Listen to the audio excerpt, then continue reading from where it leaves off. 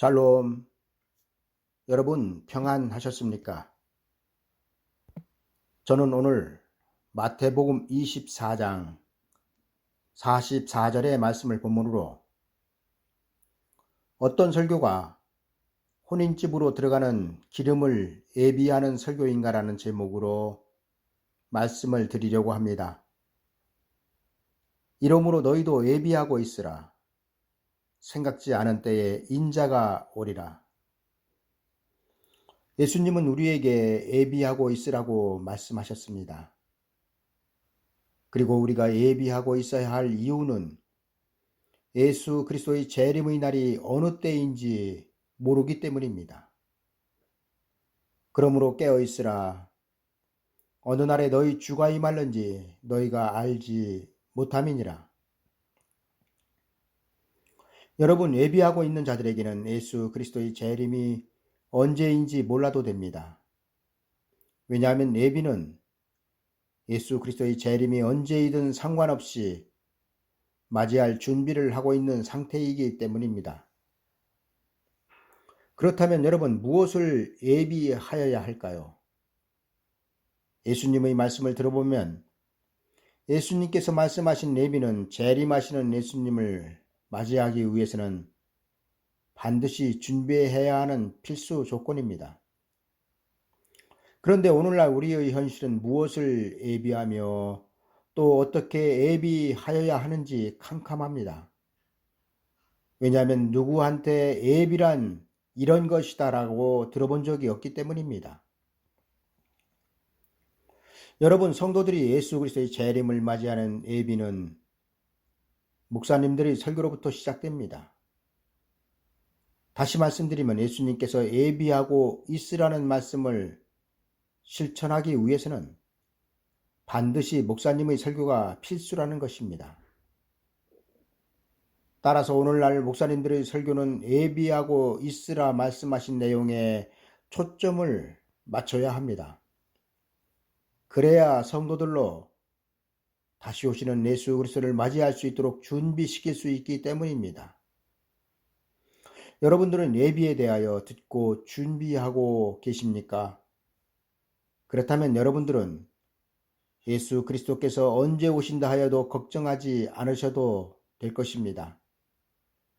왜냐하면 언제든 맞이할 수 있기 때문입니다.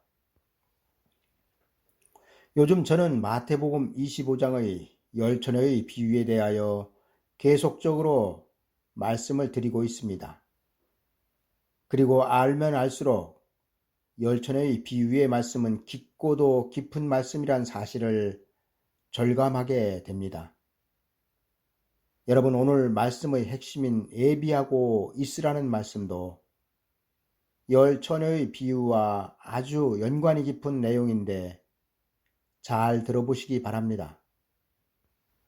성경에서 재림하시는 예수 그리스도를 맞이하기 위해서는 무엇을 예비해야 하는지 정확하게 기록하고 있는 성경이 마태복음 25장 10절의 말씀입니다. 여러분, 마태복음 25장 10절에는 신랑으로 오시는 예수 그리스도를 맞이하기 위해서는 반드시 기름을 예비하고 있어야 한다고 증거하고 있습니다. 저희가 살아간 동안에 신랑이 오므로 예비하였던 자들은 함께 혼인잔치에 들어가고 문은 닫힌지라. 신랑을 맞이하여 혼인집으로 들어가기 위해서는 반드시 기름을 예비하여야 하며 기름을 예비할 대상은 신랑이 올 때 예수 그리스도를 믿고 있는 모든 성도들입니다. 그런데 문제는 마지막 때 구원의 대상이 되는 모든 성도들이 다 기름을 동일하게 예비하는 것이 아니라 성도들 중 많은 사람들이 기름을 예비하지 못하여 혼인집 안으로 들어가지 못한다는 것입니다. 여러분, 기름은 혼인집 안으로 들어가는데 필수 조건이며 또한 기름은 스스로 각 개인이 준비하여야 하는 것입니다. 그리고 현재 있는 기름 외에 별도의 기름을 준비해야 합니다. 왜냐하면 현재의 기름이 떨어지면 별도의 기름을 사용해야 하기 때문입니다. 여러분, 그렇다면 각 개인이 스스로 준비해야 하는 기름은 어디로부터 올까요? 바로 목사님들의 설교로부터 기름이 예비된다는 사실입니다. 그만큼 혼인집으로 들어가기 위해서는 목사님들의 설교가 절대적이라 할 수 있을 것입니다. 여러분, 곡식의 알곡과 쭉정이가 무엇으로 갈라지는지 아십니까? 바로 햇빛으로 갈라집니다. 그늘이 저 일조량을 채우지 못하면 아무리 좋은 씨를 뿌렸다 하여도 알곡이 되지 못합니다. 이처럼 기름은 햇빛 같은 하나님의 말씀으로부터 예비되는 것입니다. 그런데 햇빛과 같은 하나님의 말씀을 누가 전합니까? 바로 목사님들이 전하지 않습니까? 어떤 이들은 예수 그리스도를 영접하기 위해서는 예복을 준비하여야 한다고 말하며 휴거를 준비하여야 한다고 말하기도 합니다. 그러나 성경이 직접적으로 구원의 대상들에게 예비하고 있으라 말씀하신 것은 슬기로운 5 처녀들이 그릇에 담아간 기름밖에는 없습니다. 여러분, 신랑이로다 맞으러 나오라는 소리와 함께 10 처녀의 등의 불이 동시에 꺼져가고 있었습니다. 그리고 이는 낙원으로 들어가는 구원의 불이 꺼졌다는 것을 의미하고 있습니다. 어떤 이들은 신랑이 더디옴으로 등의 불이 꺼졌다고 설교하는데 이는 엉터리 설교입니다. 왜냐하면 10 처녀가 처음에 등을 들고 신랑을 맞이하러 나간 불과 졸며 잘 때 신랑이로다 맞으러 나오라는 소리를 듣고 슬기로운 5 처녀가 별도의 기름으로 밝힌 불은 영혼 구원과 육체의 구원을 나타내고 있기 때문입니다. 여러분, 10 처녀의 처음 불과 슬기로운 5 처녀의 나중 불은 구원의 장소가 다릅니다. 그런데 이를 알지 못하고 예수 그리스도의 재림이 늦어졌기 때문에 기름이 떨어졌다고 말하면 그 설교를 듣는 사람들은 뭐가 되겠습니까? 저들은 결과적으로 미련한 5 처녀가 될 것입니다. 여러분, 종말을 성경대로 전하지 못하면 결국에는 맡은 양떼들을 미련한 처녀들로 만들 것입니다. 저희 이런 말에 많은 분들이 이해하시기 힘드실 것입니다. 그래도 인내를 가지고 들으셔야 합니다. 왜냐하면 마지막 때 구원은 비밀이며 성경은 마지막 때 구원의 비밀을 쉽게 허락하시지 않고 있기 때문입니다. 이 때문에 혼인집으로 들어가는 문이 좁은 문이 아니겠습니까? 여러분, 혼인집으로 들어가는 문이 왜 좁은 문이냐면 혼인집으로 출발은 10 처녀가 하였는데 목적지에 들어간 사람은 5명 밖에는 되지 않습니다. 그리고 그 나머지 5명도 안 들어가려고 하여 안 들어간 것이 아니라 들어가고자 노력하였어도 한 번 닫힌 문은 다시 열리지 않았습니다.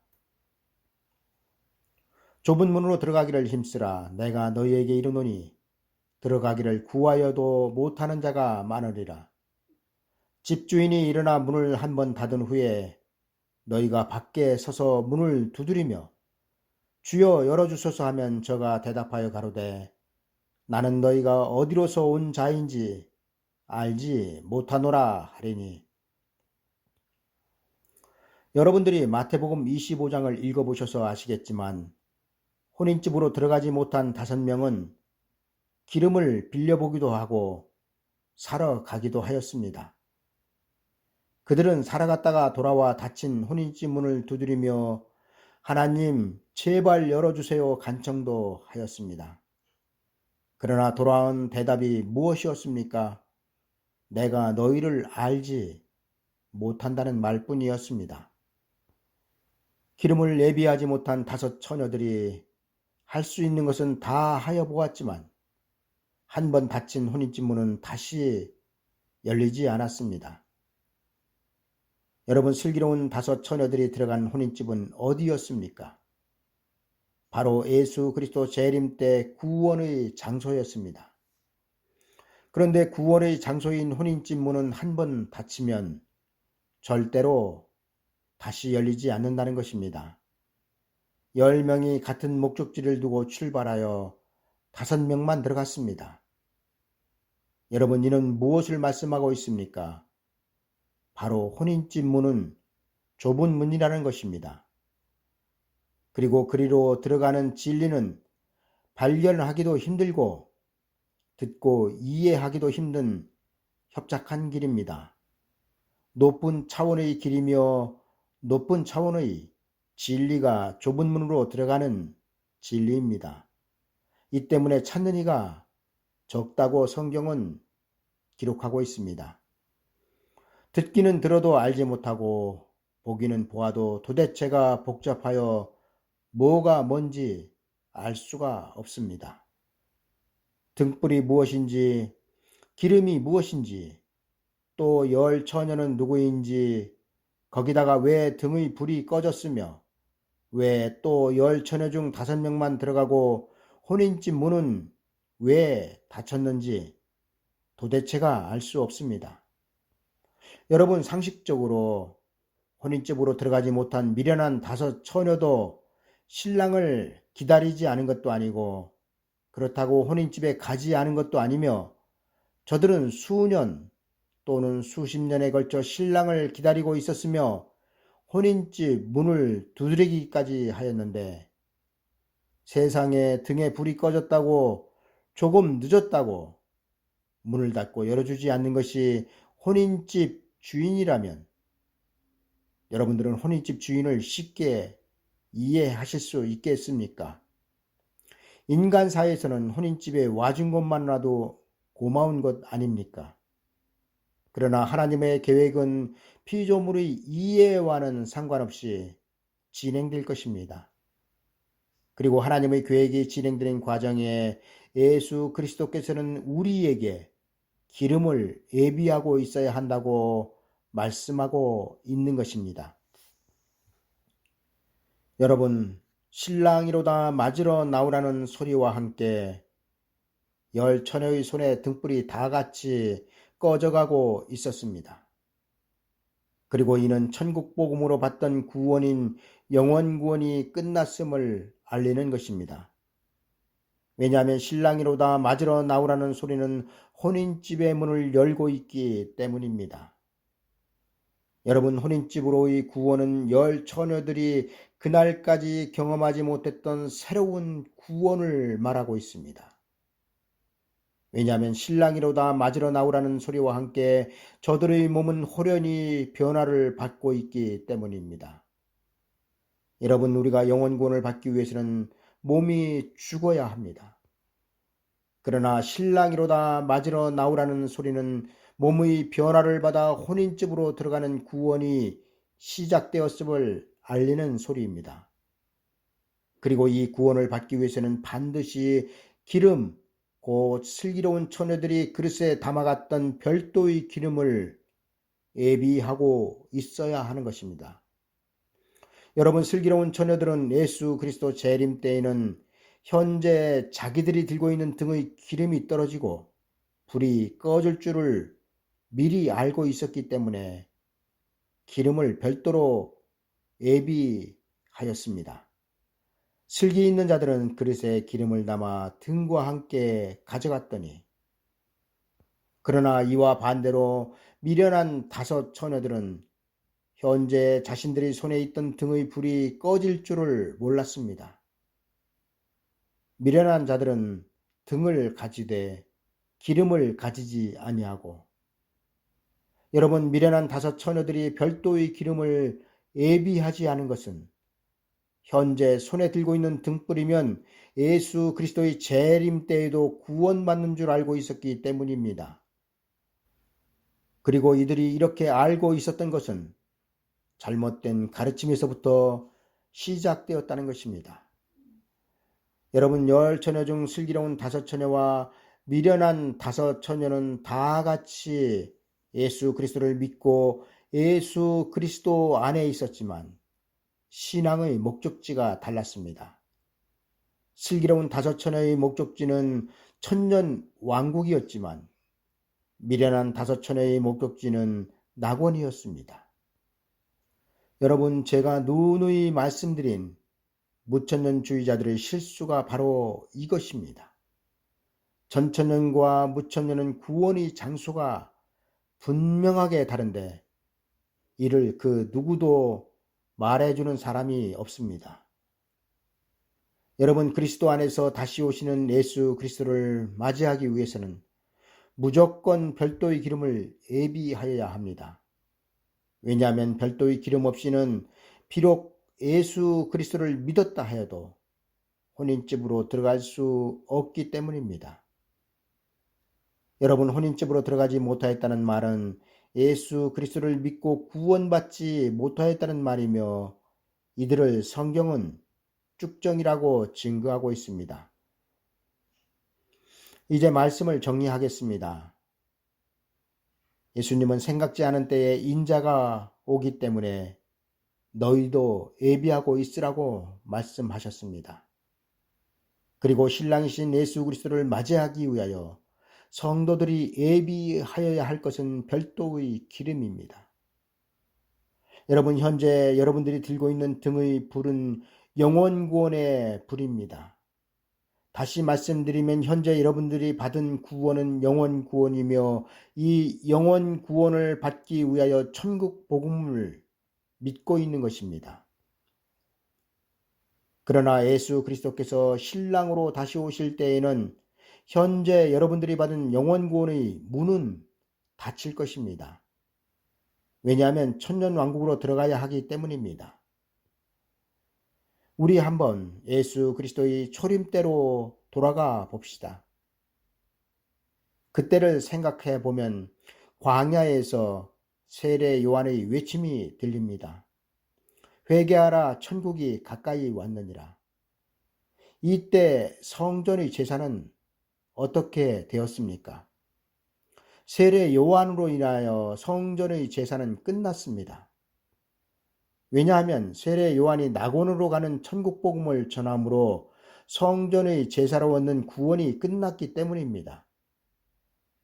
여러분, 세례 요한의 회개하라, 천국이 가까이 왔느니라의 말은 이스라엘 백성들에게 그때까지 없던 새로운 구원의 장소를 말하고 있습니다. 그리고 마태복음 25장의 열 처녀의 비유에서 신랑이로다 맞으러 나오라는 소리는 은혜시대 교회에서 전하던 구원의 장소가 끝나는 소리이며 새로운 구원의 장소인 혼인집 문이 열리는 소리입니다. 여러분, 혼인집으로 기록되고 있는 천년왕국으로의 구원은 죽어서 가는 것이 아니라 살아서 몸이 변화를 받아 가는 것입니다. 이 때문에 영원구원의 불이 꺼지고 혼인집으로 들어가는 새로운 불이 켜진 것입니다. 그러나 문제는 혼인집으로 들어가는 불은 반드시 깨어있는 자들만 켜게 된다는 것입니다. 왜냐하면 깨어있어야 기름을 예비할 것이기 때문입니다. 여러분, 현재 우리가 받은 구원으로는 절대로 혼인집으로 들어가지 못합니다.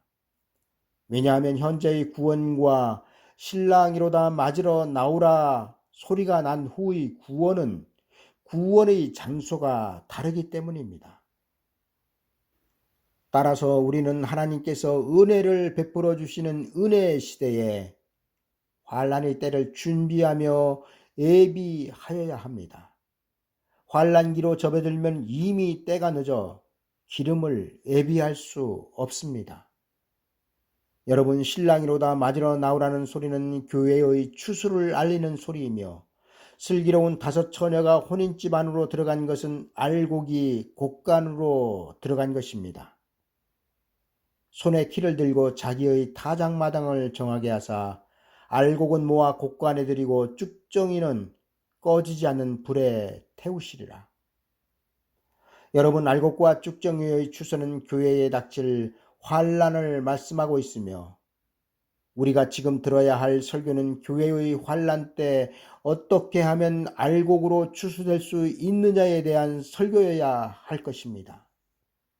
왜냐하면 쭉정이는 세상 사람들이 아니라 교회의 환난 때 곧 신랑이로다 맞으러 나오라는 소리가 들릴 때 기름 떨어진 미련한 5 처녀가 쭉정이이기 때문입니다. 여러분, 혼인집으로의 구원은 양과 염소를 구별하는 것이 아닙니다.